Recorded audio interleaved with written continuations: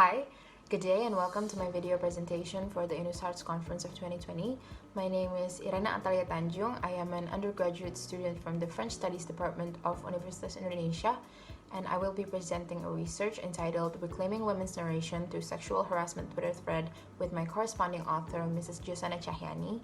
And through this research, I hope to express my care and concern for the sexual abuse and sexual harassment that still happens to Indonesian women even today. Sexual abuse and sexual harassment against Indonesian women is a serious problem that really has no logical justifications behind it. I think it is so deep-rooted that I myself, as a young member of society, grew up being warned of the dangers of sexual abuse that might happen to me if I'm not careful.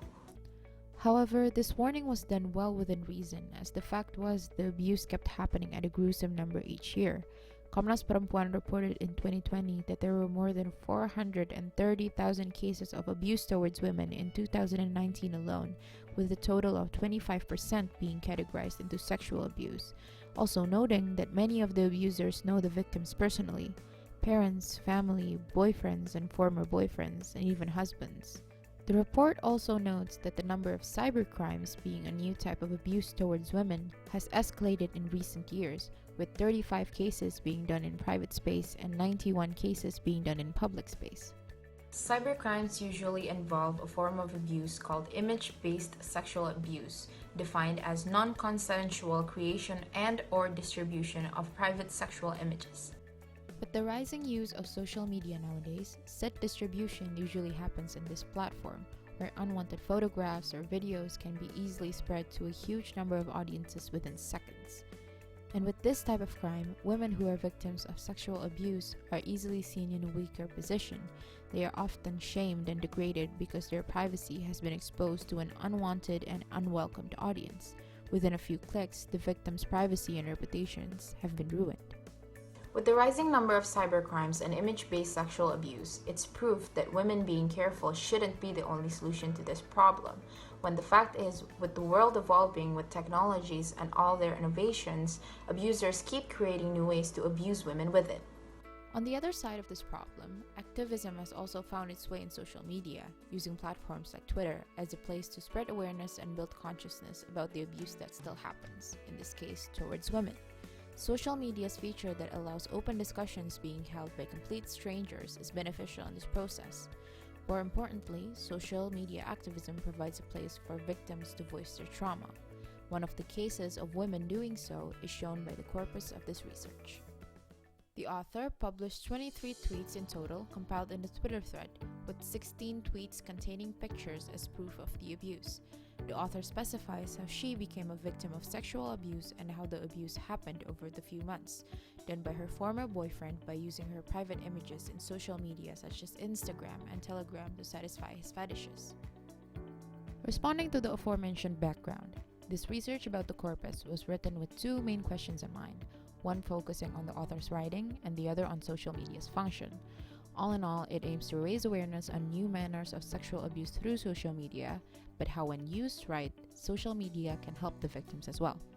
This paper was written with critical discourse analysis to dissect each tweet in the Twitter thread. It is used because CDA can show how language and representation play in contemporary society. The concept of écriture féminine by Ellen Sixou is used to recognize why trauma is part of a woman's life story that should be told in writing. She states that women should write about women and for women, because like women's bodies, women's narration are often taken from them by patriarchal culture. In writing, women are able to reclaim their bodies and thoughts by being a subject that overthrows the patriarchal language system. Moving on to the findings.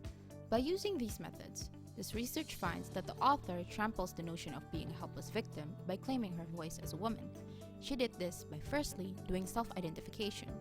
She is able to take hold of her subjectivity by identifying herself. She tells everyone her name, her photograph, and the purpose of her sharing her story.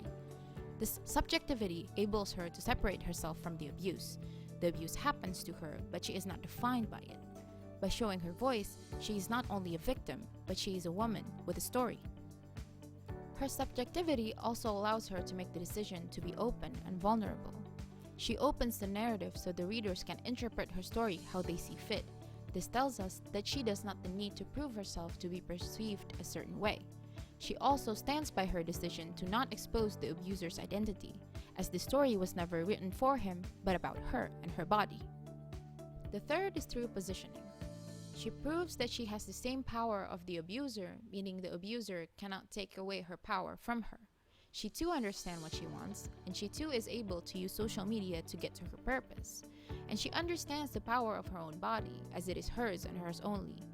She wouldn't let her body be a source of others' pleasures without her consent, thus her making the threat to stop the abuse happening to her. In looking at the response of this thread, this article finds that social media shows its true power by providing an audience to a strong story. It shows that a small voice, anyone's voice, can ripple and spark discussions among people, if not to support the author, then to build awareness that this abuse is still happening. And also, it shows that many people still resonate to the story, meaning that it still happens to a lot of people, and reflecting the society that we are in. We also see that sharing the story on social media was never the final goal. It was to seek justice for the author's case. And so we come to the agreement that social media only acts as a medium to get to the right people and the right affiliations to help the case, thus helping the author to find justice through her story. As we move forward to the conclusion, we see that trauma is part of women's stories that should be told, and there is no shame in victims wanting to share their stories and speaking their truths. And the author proves that women can speak their trauma through writing, and with the rising use of social media, Twitter has now become a platform for this, as it reaches the story to an audience. And although the abuse happened to the victims, they are not silenced, they have not become lesser, because the abusers cannot take power away from victims, as the power was always in them. They have always had the power to share the stories about what happened to them. And the author fulfills the point of spreading her stories through social media, although social media was never the end goal. It was to find justice to her case.